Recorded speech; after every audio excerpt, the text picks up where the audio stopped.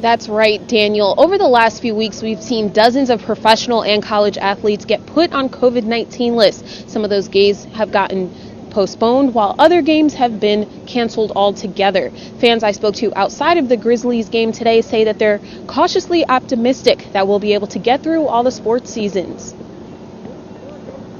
It was another home game for the Grizzlies faithful with the Portland Trail Blazers in town. But for some fans, the possibility of not being able to go to many more is increasing. It really makes you a little suspicious, though, because I feel like this is kind of the first wave of something that might come. At the end of November, the FedEx Forum switched its COVID-19 policies, dropping the proof of vaccination or negative test requirements.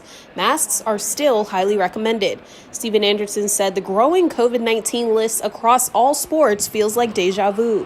Back in March 2020, that's kind of the pattern that happened, but I don't think the season will get canceled, but I mean, there could be a postponement that happens. Sunday was superstar Ja Morant's first time back in the arena since he was cleared from the NBA's COVID-19 health and safety list. Stacey McGinnis said she hopes teams are taking the virus seriously and leaders can find a way to work around the health problems. We don't want to go another year with no basketball, honestly. No sports, it was horrible. It was awful.